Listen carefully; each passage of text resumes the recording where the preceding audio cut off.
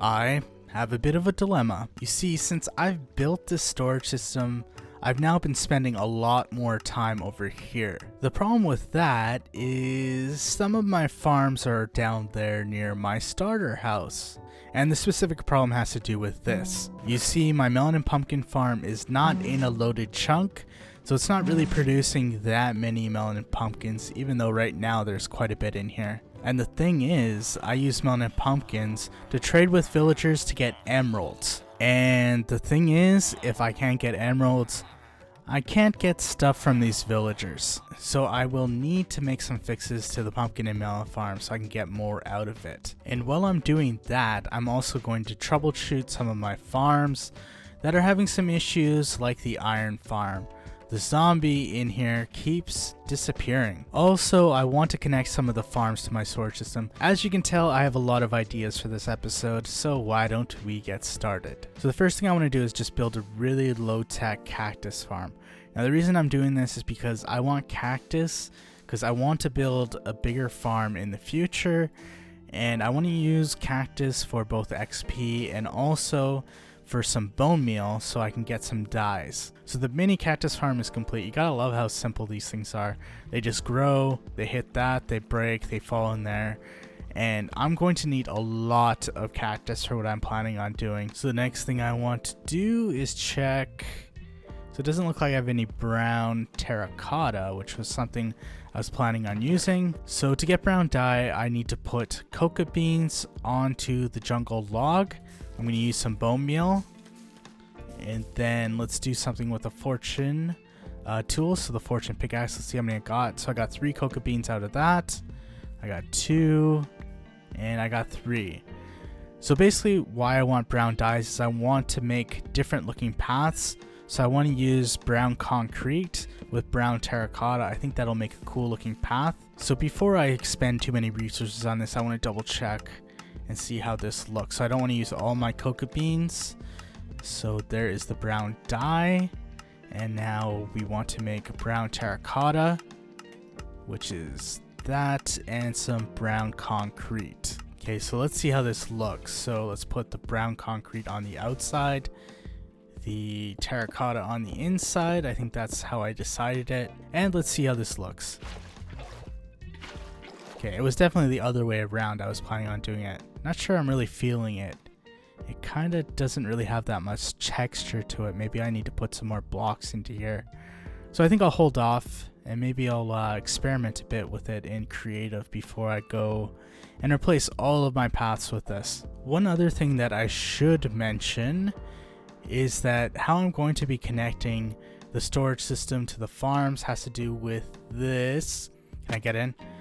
Is that I've been digging out a space underneath. So what I'm planning on doing is basically connecting rails from the farm to the storage system so that they can easily go in. Usually I like to use water streams, but I think rails would work pretty well and would be a little different and more interesting. So next thing I gotta figure out is the iron farm. So as you can tell, the minecart isn't moving. That's partly because of me, but the zombie keeps despawning in here, so I want to figure out why that keeps happening, if there is a solution, or at least just get another zombie in there. So the first potential thing I could think of is that maybe this thing is going through different chunks, but it doesn't look like that is the problem, because this is all in one chunk. The second thing is the tinted glass. Now you gotta have a block above the zombie so they don't catch on fire. And tinted glass does work. I use it in my villager trading hall, so that shouldn't be an issue. So the third possibility is the iron golem, but I see no way that they can actually get to the minecart. I'm also not sure why this guy spawned in here. I should have spawn proofed it, so they spawned in the water. So the first thing I gotta do is get rid of this guy. Unfortunately, buddy. There we go. So that iron golem is gone. Okay, so it's almost night, so I might as well try to get another. Oh, there's an iron golem. So I might as well try to get another zombie in here. Ah, that's not what I wanted to do. There we go. So we got one in there. Now I just have to name them. So I think that's everything. But one thing I realized that might be the potential problem is that when I put these guys in here, they're taking a lot of damage because I have thorns on my armor.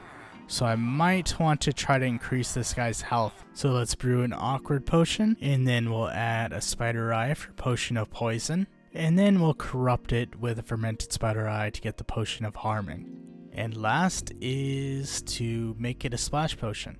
And before I actually throw the potions at them, I should probably take off this armor, throw the potion, so that will increase his health, because with undead mobs it has the opposite effect. And that's not what I meant to do. So let's try this again. Just to move a little forward. And there we go. Don't die. Okay, good. So now that should be working. We'll have to keep an eye on this to see if that happens again, but hopefully it won't. So next thing I gotta do is work on the turtle island. So I only pretty much put an azalea tree and put some sand down, but I want to make it a little decorative because it's a nice landmark in the bay that I have around my base. I also wonder where the turtles are. So I see one there. Do I see any other ones around here? Oh, there's another one. Good. That's what I wonder about. Oh, and 3. That's what the thing I was wondering about is how far will they wander off? Because they could go pretty far because this ocean extends out quite a ways. And this is the island before. And the turtle island is complete. So it's basically just a small little island with a little hill on it and some trees. And I just use a ton of bone meal to make it look overgrown.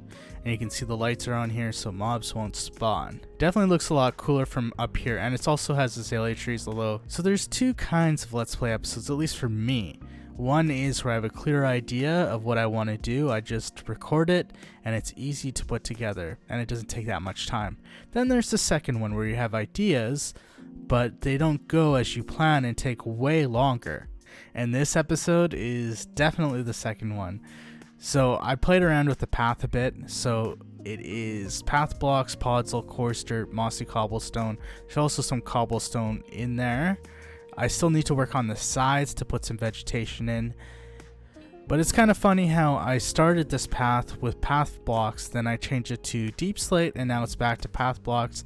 Maybe next time it'll be back to deep slate. Should also add that the path is a lot more clear, so now it doesn't have kind of these random curves to it. Now it's just a straight line that goes from my villager trading hall all the way to my old starter base.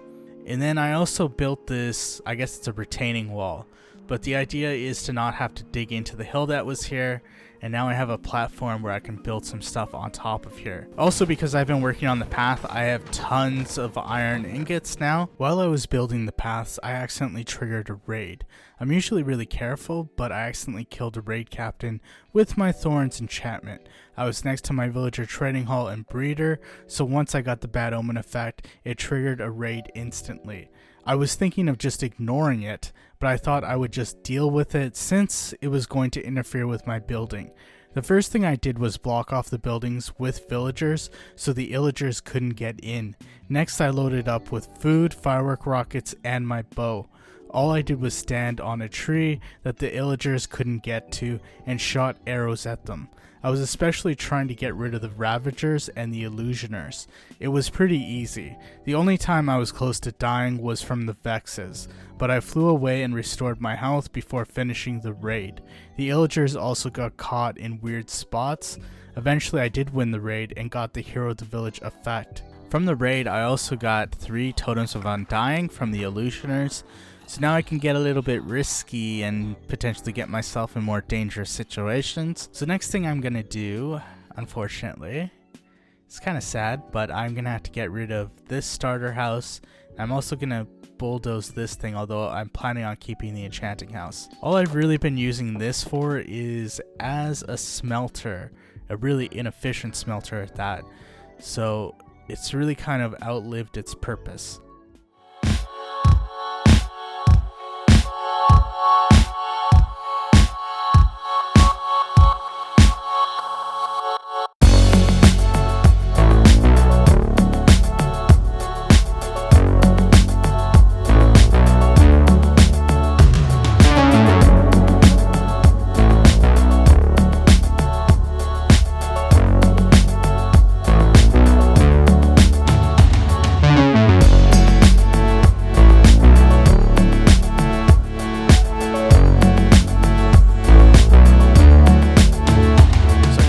starter house.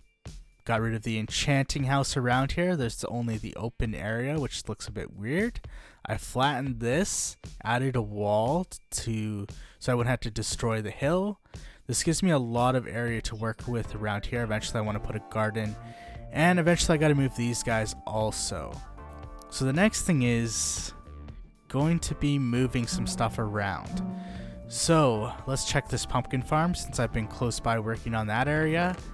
It's producing pretty good, so I definitely want it closer to my storage area. And the sugarcane farm, let's see how that looks. It's producing okay. So basically what I'm going to do next is I'm taking down this farm, and I'm also taking down this farm. For the pumpkin farm, I'm just going to rebuild the same kind of farm because this thing works well. But the sugarcane farm, I think I might try something different because I don't think it's that efficient.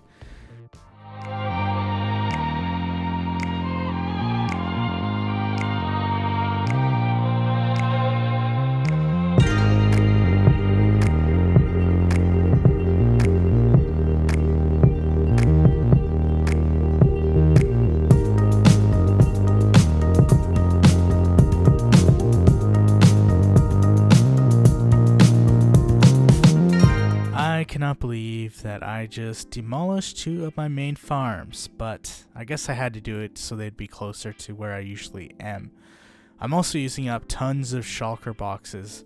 There's just shulker boxes everywhere now. So the next thing I gotta do is this. So originally I was going to build a giant map building right here, but the thing is, this is prime real estate in my base. And what I'm thinking of, because I'm over here now, is that I want all my farms really close to there, and I want to move the stuff that doesn't need to be in a loaded chunk more over there.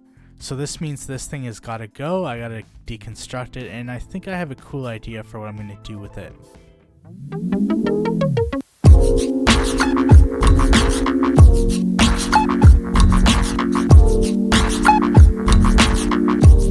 And the plan for what I'm going to do with the maps now involves going in here.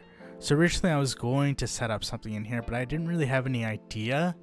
But I think because if I want to keep expanding the map wall, I need a giant area to work with, and I think this might be the best spot because I can just keep expanding it the bigger it gets. So right now it takes up 5 double chests, and right now I'm not going to do this, but it'll be something I'll have to do in the future.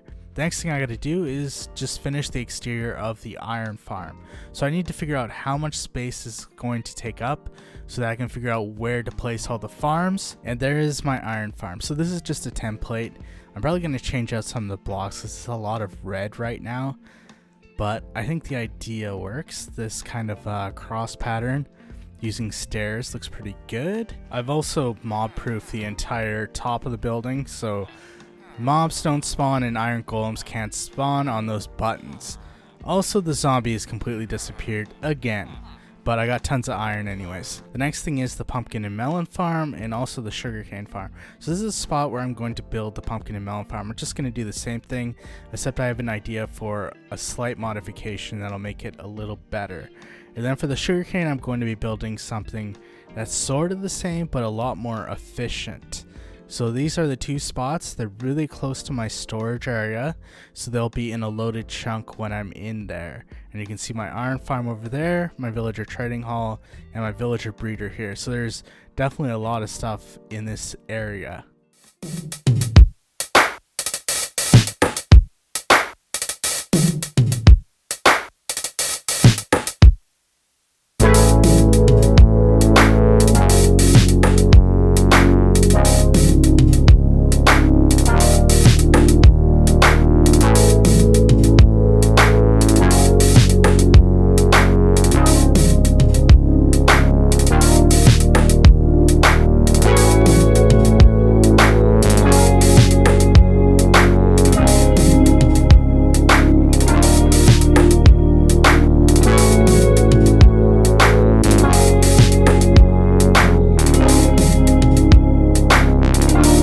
Completed the sugarcane farm and also the melon and pumpkin farm. Now the only difference I made on the melon and pumpkin farm is I put hoppers instead of rails, but basically with hoppers, because the farmland above, which is the tilled blocks, aren't a full block.